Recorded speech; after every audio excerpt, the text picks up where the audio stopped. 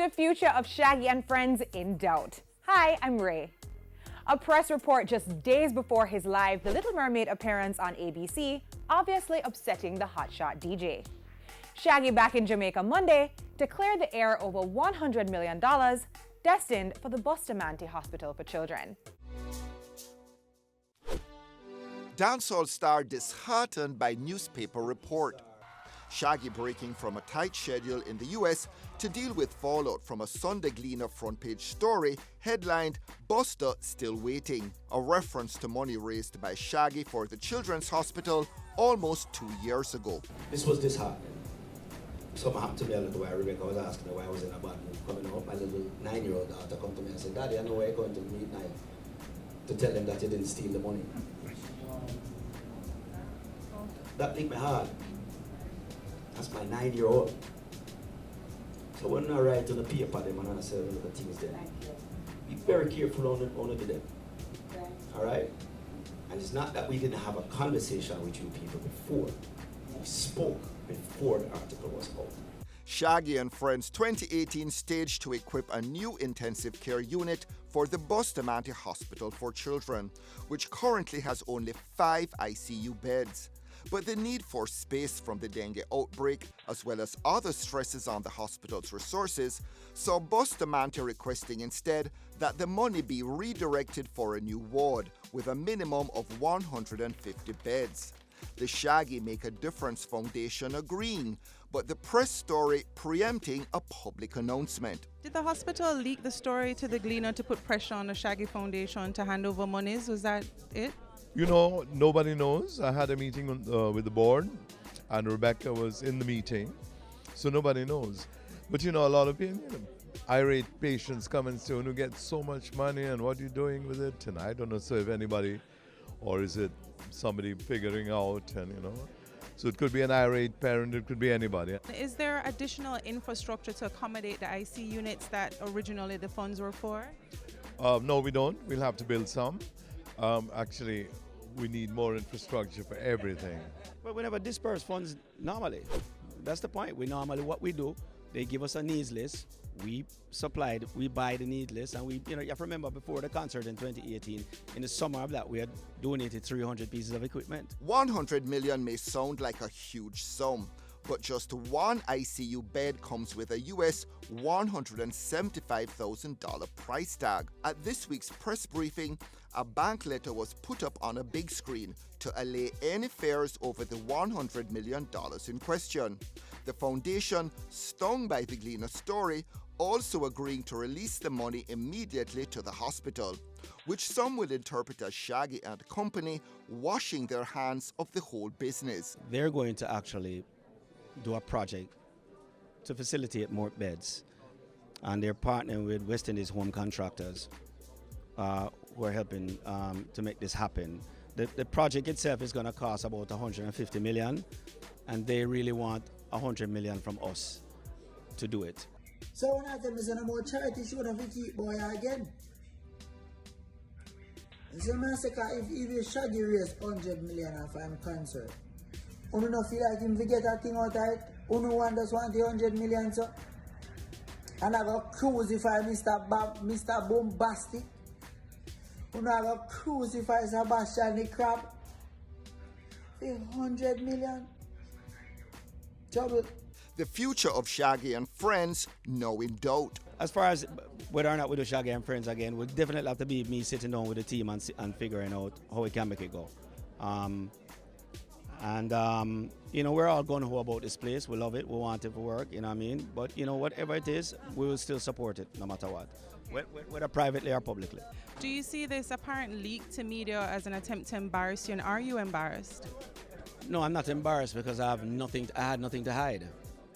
Disappointed, yeah. The $100 million story breaking just days before Shaggy was due to appear in a live TV special. The DJ leaving Jamaica the day after clearing the air to pick up where he'd left off ahead of a TV Christmas special with Sting.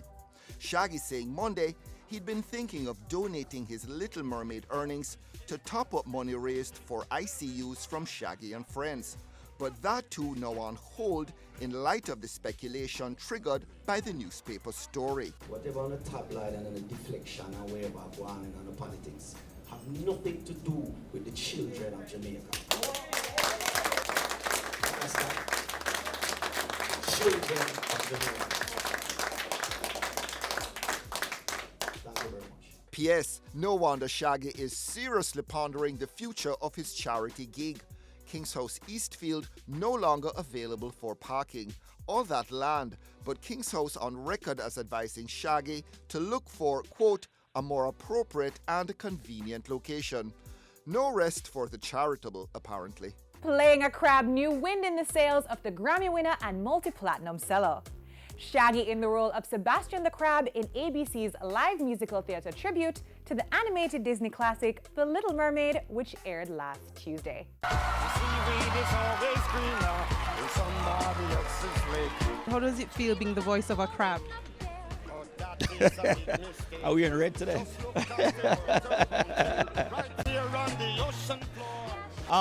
Listen, it was an amazing opportunity. I think they spent something reportedly around $20 million just for this production.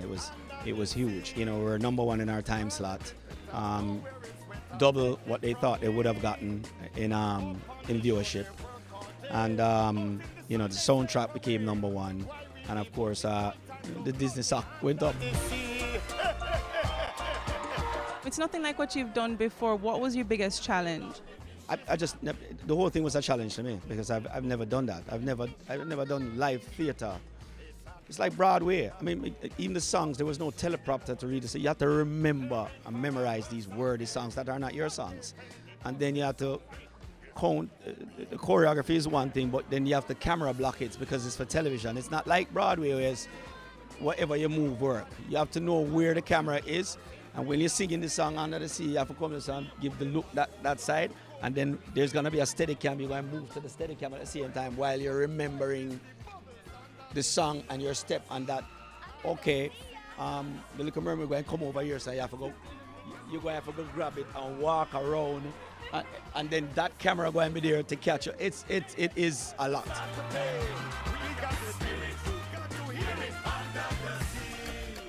Afrobeats and reggaeton hot right now. But what about dancehall? Shaggy with a message to the younger generation of DJs. They got to get the game up. I mean, let's face it. You have reggaeton, which is a bird child of reggae. First reggaeton music was done by El General out of Brooklyn. The amount of revenue that is being made through reggaeton is astronomical. Now, you look at Afrobeat, you can see the shaping of the music of even soca. Pop music, when you talk about Justin Bieber, you know, Drake and all of these people, huge numbers, but our dancehall numbers in streaming are the lowest of any genre. Let's face it, your last big streaming song has been Charlie Black, what do you call it, Party Animal. It's a dancehall song. So I think the artists then better really kind of look on the trend of what they do and realize that they're in this bubble and start figure out how to make music global instead of local. And to where those streaming numbers have come. You still have the three biggest streamers in reggae as Shaggy, Sean Paul and Bob Marley. And it's not that we're doing so great. It's really that everybody else is doing really bad. You know what I mean?